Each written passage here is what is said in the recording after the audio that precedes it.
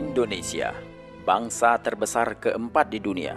Setelah merdeka sejak 65 tahun yang lalu, ternyata hari ini masih bergelimang dengan kemiskinan. Kemiskinan yang tidak lagi menimpa kehidupan masyarakat kalangan bawah, namun juga merangsek ke seluruh aspek kehidupan dan institusi penyelenggara negara.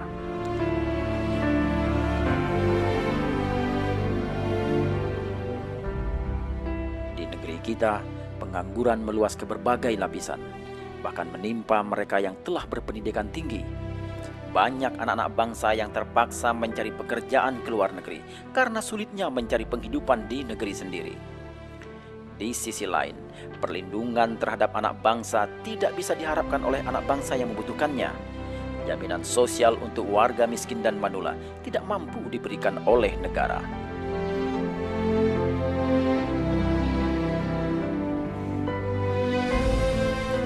Bangunan ekonomi jauh tertinggal dibandingkan bangsa-bangsa lain di dunia. Bangsa Indonesia setiap hari disibukkan oleh peristiwa-peristiwa korupsi yang memilukan, sementara hukum hanya bisa diterapkan secara efektif jika menimpa kalangan masyarakat terbawah. Keburukan perilaku meluas dan menghiasi keseharian bangsa kita.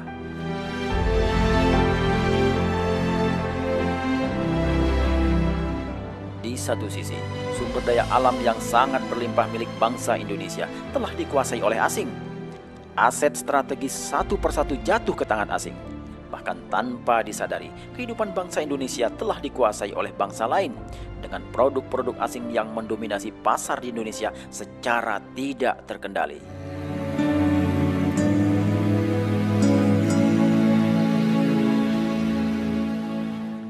Bangsa Indonesia hari ini hidup di dalam kemiskinan, saling salah menyalahkan, sementara terus rela mengorbankan nasibnya untuk memperkaya bangsa lain. Hari ini kita menghadapi kenyataan bahwa 80% pasar tekstil telah dikuasai oleh asing, pasar farmasi 80%-nya asing, dan 92% industri teknologi yang hampir seluruhnya dikuasai oleh asing. Telah menunjukkan bahwa kita tidak berbuat sesuatu yang semestinya untuk negeri kita sendiri. Lihatlah berbagai produk yang kita gunakan sehari-hari, yang ada di kamar mandi, di dapur, di ruang tamu, di jalan-jalan, bahkan mainan anak-anak kita, pakaian, buah-buahan, makanan pokok. Tanpa kita sadari, ternyata semuanya telah didominasi oleh produk-produk asing.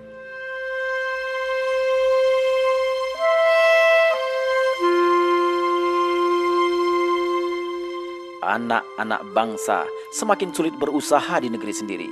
Menjual menjadi sesuatu yang sulit dilakukan oleh bangsa sendiri di negeri sendiri karena kuatnya dominasi pemain asing. Para pengusaha berguguran setiap hari. Tak cukup sampai di situ, diterapkannya pasar bebas untuk produk Cina, Jepang, Australia, dan negara lain di mana Indonesia membebaskan bea masuk produk asing ke Indonesia. Di tengah lemahnya sektor swasta milik bangsa Indonesia telah membuat industri hingga home industri di negeri kita berjatuhan setiap hari. Indonesia harus kita bela. Produk Indonesia harus kita bela kalau bangsa Indonesia mau keluar dari keterpurukannya. Mulai hari ini, kita harus bangkit, mengambil hak kita untuk berjaya di negeri sendiri, mengambil hak kita untuk menjadi bangsa besar. Gerakan yang dicetuskan pertama kali pada tanggal 27 Februari 2011 dan terus bergulung bagaikan gumpalan bola salju semakin menggelora di berbagai kota di seluruh Indonesia.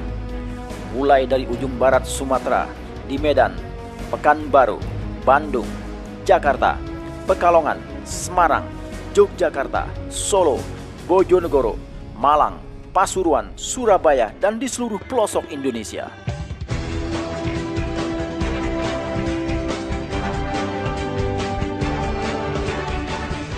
Beli Indonesia bukan gagasan segelintir orang, bukan pula gagasan sebuah kelompok masyarakat. Beli Indonesia adalah sebuah nation anxiety, sebuah keresahan bangsa Indonesia yang telah lelah melihat keadaan bangsanya.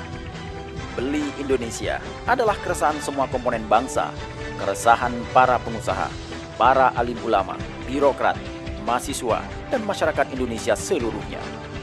Beli Indonesia adalah perjalanan menemukan jati diri bangsa Indonesia, membangkitkan keyakinan bahwa bangsa Indonesia adalah bangsa besar dan menumbuhkan pembelaan terhadap martabat bangsa, serta pembelaan terhadap kejayaan ekonomi Indonesia.